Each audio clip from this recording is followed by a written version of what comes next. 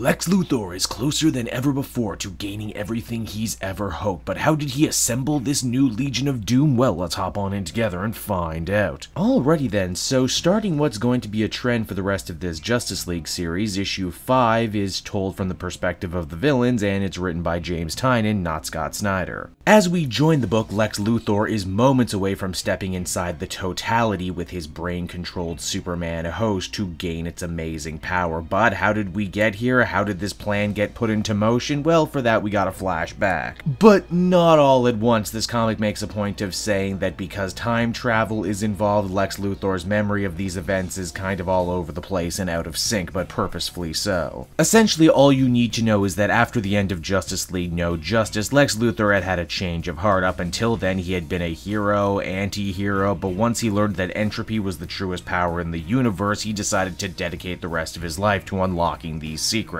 To do this, he first broke open his mother box, which, hey, nice attention to continuity, he did absolutely still have his, and in doing so, he managed to unlock the secrets of time travel. He used this newfound power to travel to the far-flung future, to New Lexor City, wherein his word is law. The only problem is, as explained by Robo-Joker, that Lex's ideas eventually took over the globe, but he didn't live long enough to see it. What idea was so big it was able to turn it around for Lex? Well, the idea of doom. In layman's terms, basically an idea that says, you know, we shouldn't be spending so much time and energy defending these lofty ideals like the ones put forward by Superman that we as normal humans will never be able to aspire to, and instead we should be focusing on our basest urges and needs. Now that Lex knows his perfect future is obtainable, he goes about trying to assemble a group of specialized individuals that will help him realize his dream. First up is Sinestro, who we see along with the rest of the Yellow Lantern Corps actually fought alongside the Green Lantern Corps in trying to contain all the evil stuff that started seeping out of the source wall. Lex curries favor with Sinestro by saying, "Damn, Thal, man, you used to be cool, man. Look at you now.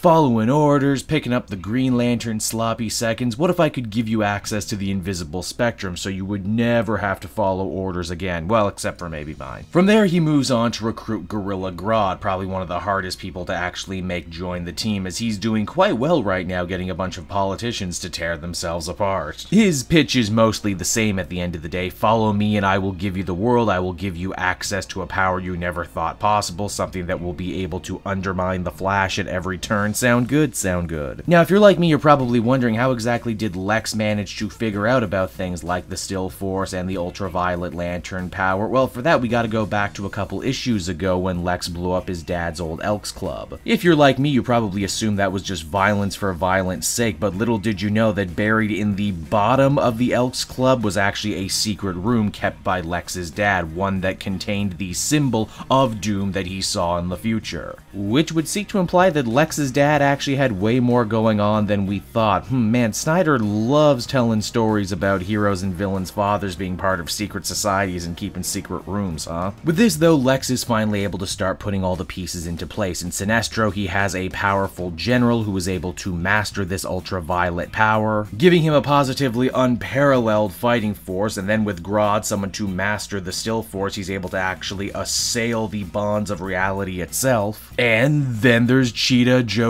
and Black Manta. They're there too. I'm sure they helped making snacks, and I'm sure if we don't hear their story now, it'll be told later. But what Lex knows for certain, though, is that this is the greatest plot he ever pulled off, and that he is now ready to achieve his ultimate reward, whatever is on the other side of the totality as the comic ends. So that was Justice League number 5, everybody, and overall I gotta admit I am a sucker for when comic writers decide to let the villains be the POV characters for a change. This issue also goes out of its way to answer a bunch of important hanging plot threads, like how did Lex Luthor finish off his journey from anti-hero to villain once again? What exactly is the significance of the weird doom sigil that he's been carrying around with him since this storyline began? And perhaps more importantly, how did he get a bunch of normally self-obsessed supervillains all to work together and under him for even more than a minute? Overall, I dug it. I thought it was pretty good. In fact, it might actually be my favorite issue of this Justice League series so far. I'm excited to see them go back to this well again in another 5 issues, which is well, I give it a 9 out of 10.